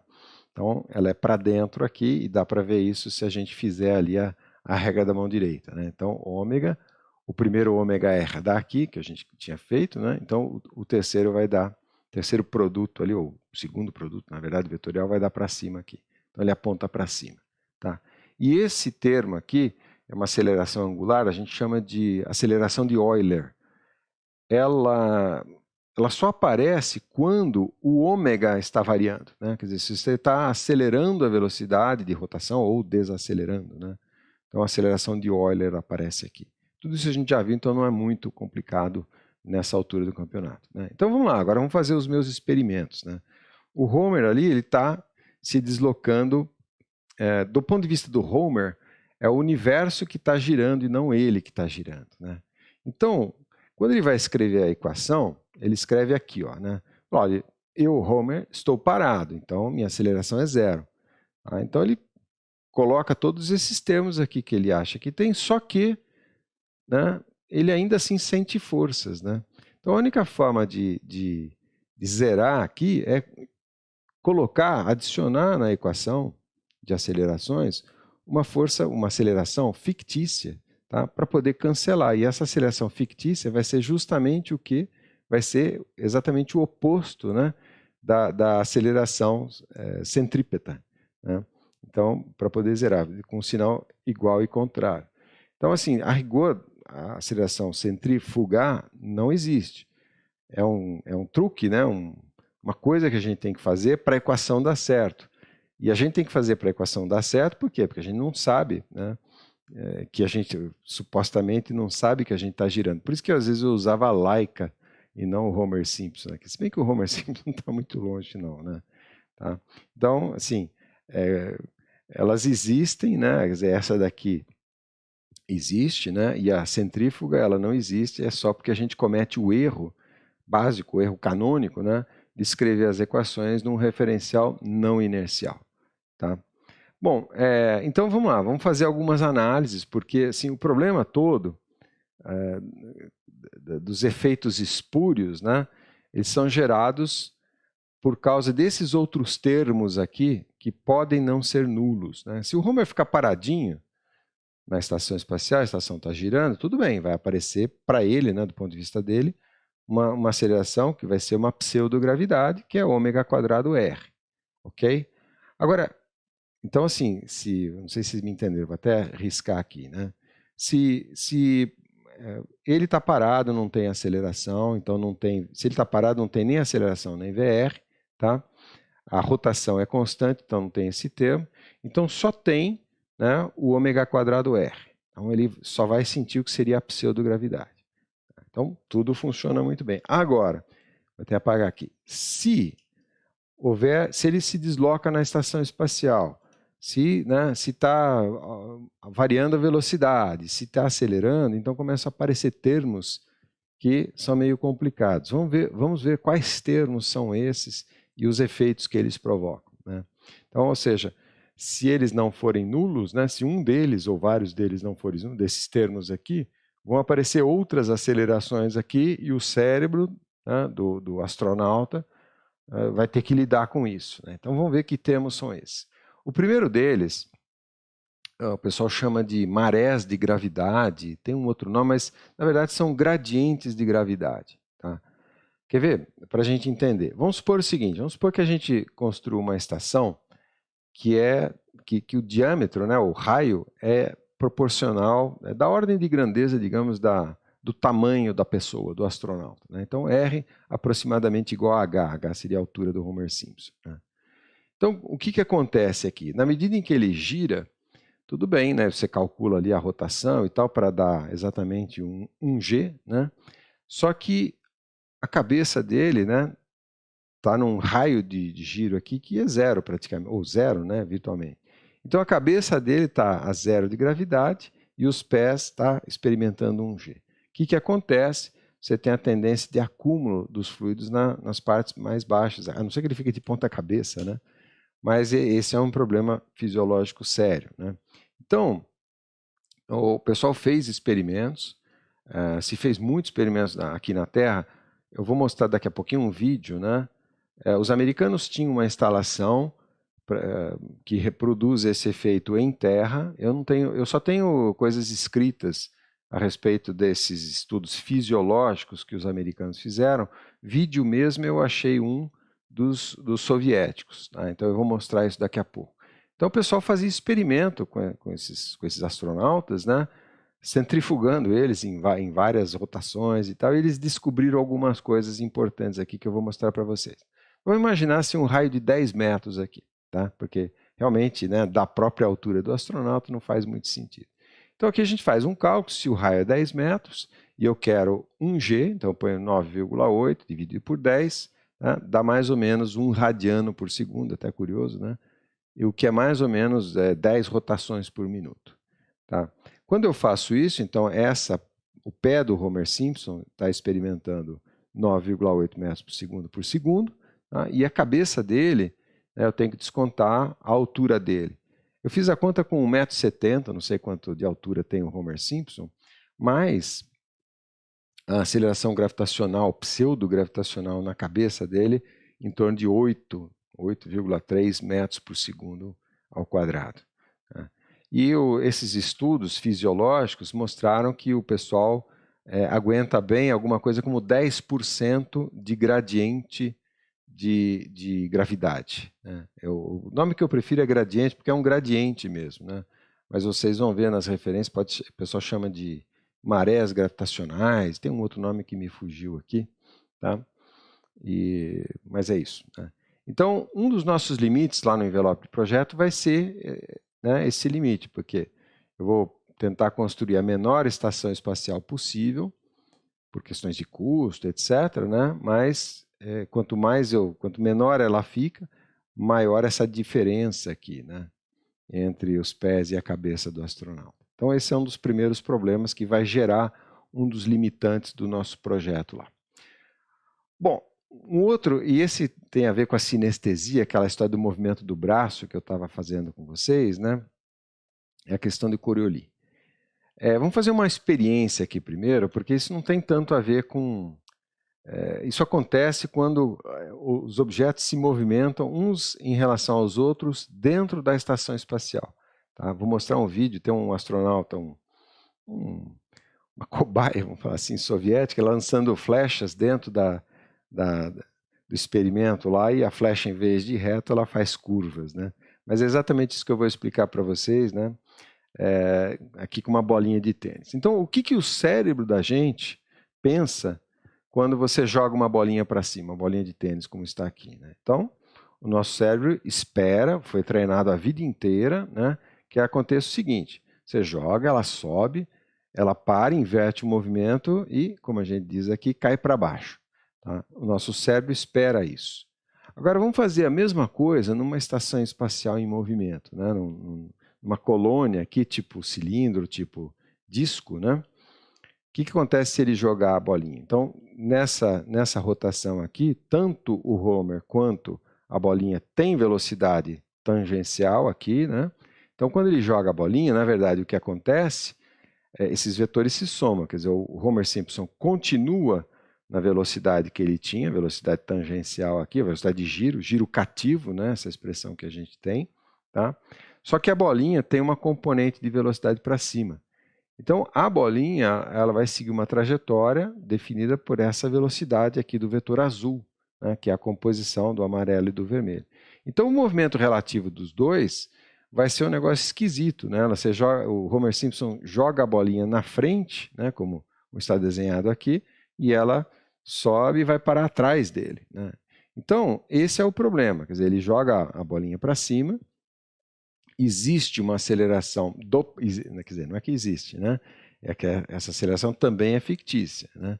Mas o Homer Simpson, então, acha que existe uma aceleração empurrando a bolinha para trás, tanto que ela vem parar atrás dele, né? Essa aceleração é fácil ver que ela é para trás mesmo, é só aplicar a regra da mão direita, né, como eu expliquei para vocês ali atrás. Tá? Então, esse é um problema sério aí da sinestesia, eu coloquei aqui, né, para a gente fazer a conta. Essa aqui é a outra regra, né? Então, você tem sempre que multiplicar na ordem certa aqui, isso aqui. Então, por exemplo, a aceleração de Coriolis é esse termo, 2ωVR, né? Então, você aponta, eu estou fazendo para mim, dando certo para mim, estou apontando, né, o dedão para mim mesmo, que seria o vetor azul ali, o ômega azul saindo da tela, o VR é esse meu dedo apontando para cima, então a de Coriolis é esse dedo aqui. Então, de fato, é da direita para a esquerda aqui, ok? Só para mostrar, né, que todos esses efeitos que eu estou falando estão nessa equação aqui, que não é nada mais, nada menos que o teorema do transporte, né, que eu já mostrei para vocês. Tá? Então, esse é um dos problemas que tem, e outros problemas ligados à aceleração de Coriolis, porque, deixa eu voltar um slide, isso aqui quando a gente lança a bolinha em direção ao centro aqui. A outra possibilidade é começar a se deslocar em relação aqui, né, ao próprio vetor amarelo, que seria esse caso aqui, né? Então, quando ele está correndo, né, no mesmo sentido da velocidade do giro aqui, né? Então, o que acontece? É só fazer as continhas. Se você não está vendo esse vídeo ao vivo, né, dá um pause e faz o exercício aí da mão direita, você vai ver que vai aparecer a componente da força de Coriolis, ou da aceleração de Coriolis, é para cima também. Então, é como se o peso dele tivesse aumentado. Né? Por quê? Porque esse ômega quadrado R é a pseudogravidade, tá? E ele vai ter mais 2ωVR de peso adicionado, de pseudo-peso adicionado a ele. Tá? Se ele correr no sentido oposto, é a mesma coisa, só que, né, você tem que inverter ali a mão e você vai ver que a aceleração de Coriolis vai dar para baixo. Então, se subtrai do pseudo-peso, né, da pseudo-aceleração gravitacional. Então, ele se sente mais leve. Né? Então, são os efeitos assim esquisitos que o astronauta, né, o habitante da estação espacial, tem que se acostumar para estações com raio não infinito, né, que não é 100 quilômetros de raio, por exemplo, como seria Elysium, né, no filme ali. Aí, no Elysium, aquele ΔH, por exemplo, é zero, né, em relação ao próprio raio, né? Na verdade, tem uma única direção em que a aceleração de Coriolis é zero, né? Uma única velocidade relativa, né? Porque ele pode se deslocar na direção radial, como foi o exemplo da bolinha, na direção tangencial, como está acontecendo agora, e ele pode se deslocar na direção longitudinal, ao longo aqui, junto com esse vetor azul de rotação, né? É como se fosse no cilindro de O'Neill, como se ele se deslocasse ao longo, né, no eixo longitudinal do cilindro.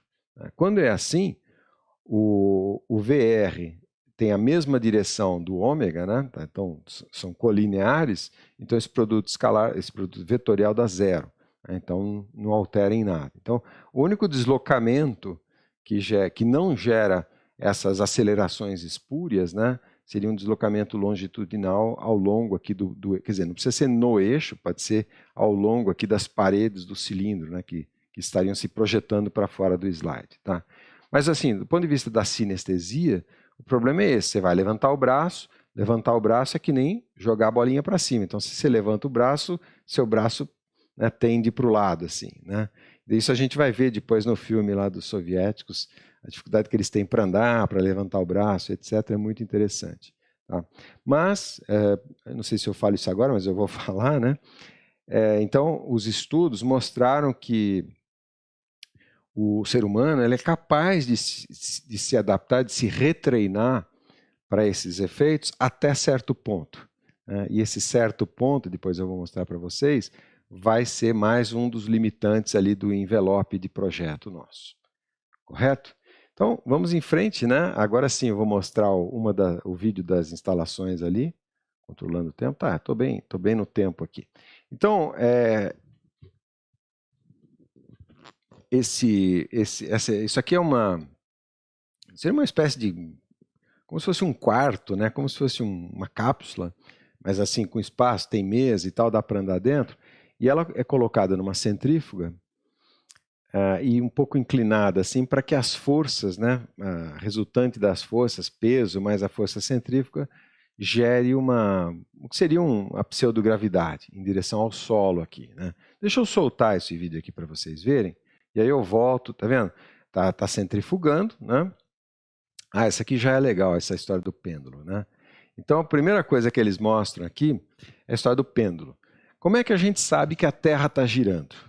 Eu gosto do que eu chamo de terraplanismo argumentativo, porque, de fato, né, a Terra é muito grande e os efeitos da rotação da Terra não são visíveis a olho nu, digamos. Você tem que fazer algum experimento e esse experimento, eventualmente, muito frequentemente, envolve grandes escalas. O mais simples que eu conheço é o pêndulo de Foucault.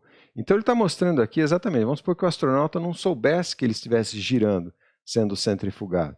Quando ele coloca um pêndulo e põe o pêndulo para oscilar, repara que o pêndulo, vou tentar desenhar aqui do lado, né? O que seria a trajetória projetada do pêndulo é alguma coisa assim, como se fossem pétalas, né? Não vou conseguir desenhar direito, mas acho que vocês entenderam, né? Até que não ficou tão mal assim, né? Mas então, a trajetória do pêndulo é alguma coisa como se fosse essas pétalas assim. Por quê? Porque está girando, né? A base está girando. A gente consegue provar que a Terra gira, né? Sem subir numa estação espacial, por exemplo, com o pêndulo de Foucault, por isso que eu gosto bastante. Essa parte aqui do vídeo mostra, né, a dificuldade que eles têm de se deslocar, né? Quando ele vai erguer o braço, erguer os pés. A história da flecha, né? O cara, olha lá, perdão, pessoal, hoje realmente é o meu dia. Deixa eu parar aqui, vou mostrar a história das flechas ali, né? Então ele está querendo lançar uma flecha em direção a esse alvo aqui, tá? E aí a flecha vem parar nesse outro alvo aqui, dá para ver bem isso, né? Tá vendo? Olha lá, a flecha fazendo a curva, né? Tem uma cena aqui que é sei lá, uma pessoa que vai levar comida para eles, alguma coisa assim, e ela não está treinada, porque eles ficam dias ali dentro daquele ambiente, né? Então, depois de um certo tempo, e essa cena que vocês estão vendo, eles já se acomodaram, já passaram dias ali dentro. Então, uma pessoa, né, não treinada, que não se aclimatou com aquele ambiente, ela não é capaz de andar naquele movimento. Então, ela vai entrar, ela vai andar numa espécie de cadeira de rodas ali. Então, ela sobe na plataforma, né, ela desce as escadinhas ali, e aí é legal ver a cadeira, né, que ela... Tá vendo? Ela é transportada numa cadeira ali, toda amarrada, porque senão ela não vai conseguir, tá? Não vai conseguir se locomover ali. Tá? É muito interessante. Isso aqui é a única coisa que eu tenho visual, né, dos experimentos dos americanos. Isso tem material escrito, tem sobre isso. Eu fiquei sabendo disso num vídeo que esse Scott Manley fez, tá? Por isso que eu estou, inclusive, dando crédito por ter descoberto essas coisas. Não sei como eles garimpam essas coisas aí na internet, mas é fantástico. Tá? Bom, vamos então, né? Agora sim, deixa eu ver, 5 minutos para as 2 horas, estou no tempo. Agora sim a gente vai construir o nosso envelope de projeto. Tá? E é assim a parte final da aula de hoje aqui. Então, o envelope de projeto, simplificado, né? Porque a ideia didática da coisa e né, os detalhes estão no relatório do O'Neill ali, você pode já. Então vamos imaginar que eu vou construir uma estação e quero estudar um pouco a relação entre a rotação e o raio. Eu quero o menor raio possível, para ser mais fácil de construir, barato, etc. Né? E quanto maior o raio, menor a rotação para uma mesma pseudogravidade. Né? Então eu quero estudar essa relação. Então o meu envelope é um gráfico, né, em que eu tenho aqui a rotação nas abscissas e o raio da estação nas ordenadas. Né? Eu coloquei em escala log, né, porque facilita um pouco com as formulinhas que a gente já tem. Então, um primeiro limite que eu tenho é que eu quero que a pseudogravidade seja menor ou igual ao g da Terra. Estou colocando tudo em g aqui. Tá? Ser menor ou igual a um g da Terra é o limite superior, quer dizer, então eu não posso estar à direita dessa curva, dessa reta. É uma curva porque ela é uma curva num gráfico linear, né, com escala log e log, ela vai ser uma reta, por causa da fórmula que a gente deduziu alguns slides atrás. Né.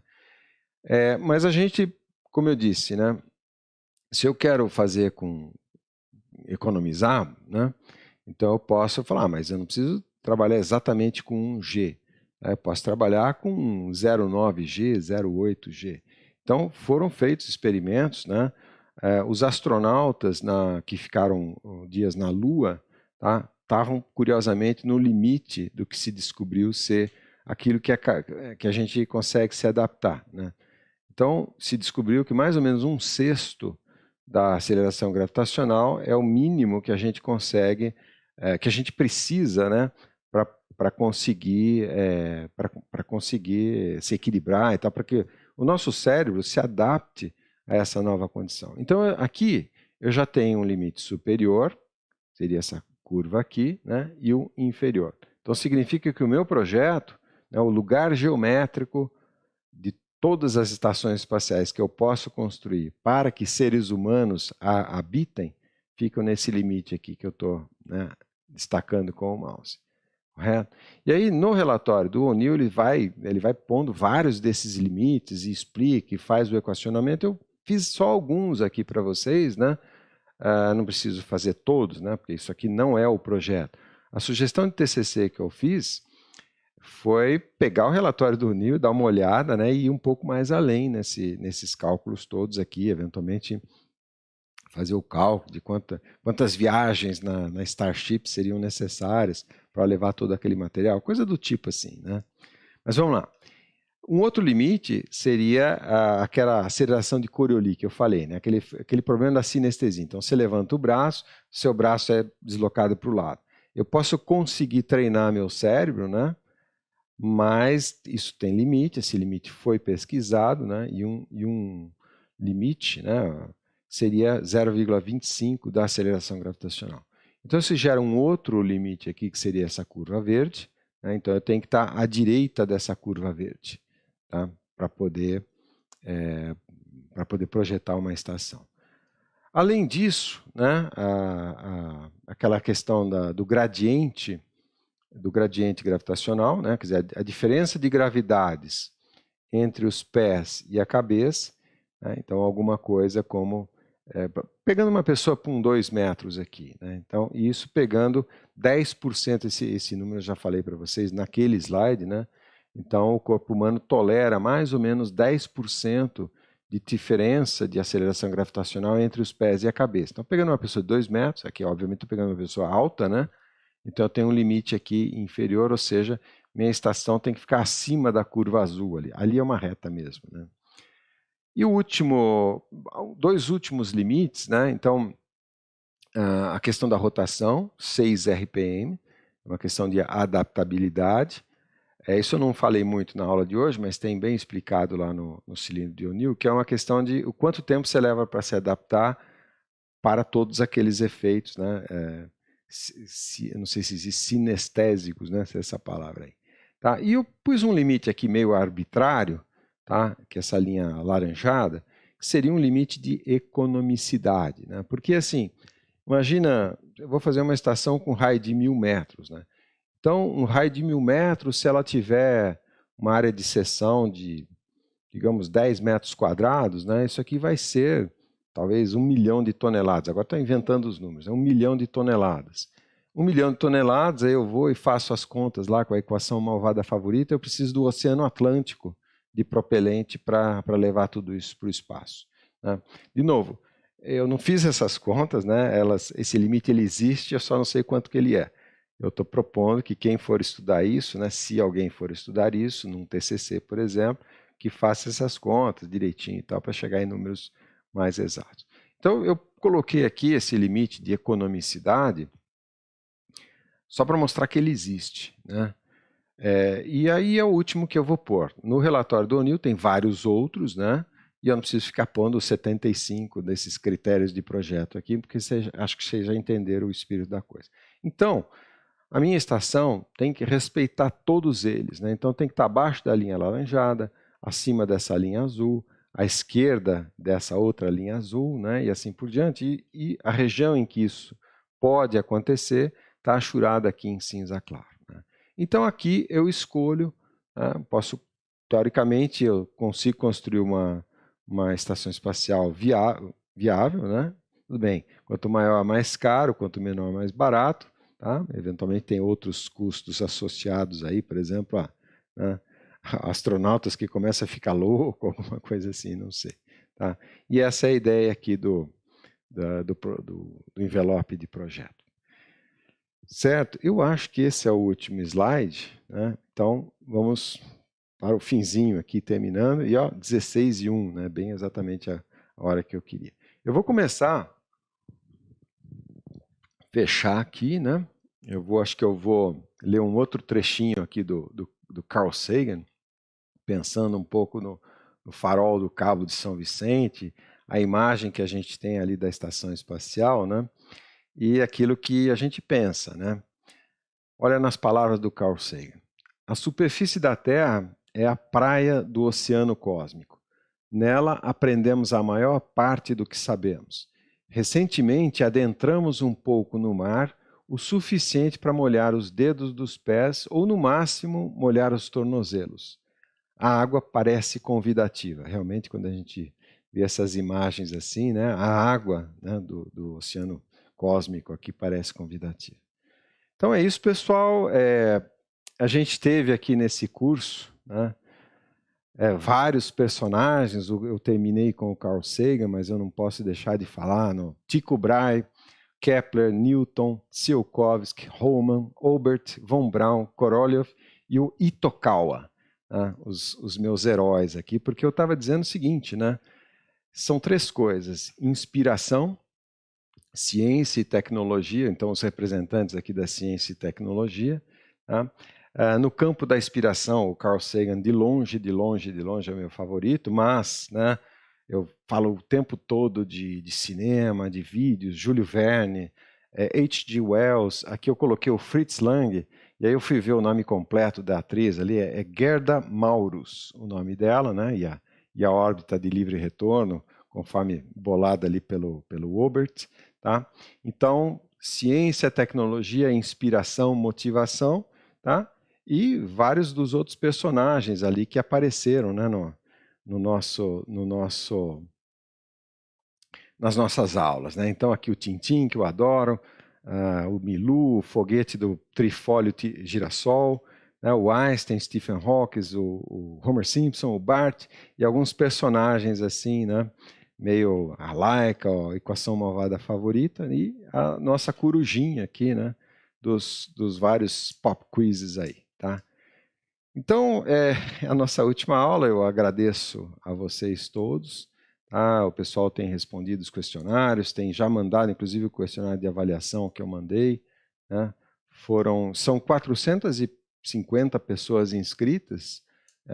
Acredito que nem todo mundo está assistindo o curso ao vivo, né? Mas muitos me escreveram dizendo que vão assistir as gravações, né? E vão cumprir ali com os TCCs e pop quizzes ao longo, até 29 de março de 2024, que é quando a parte, digamos, acadêmica do curso se encerra.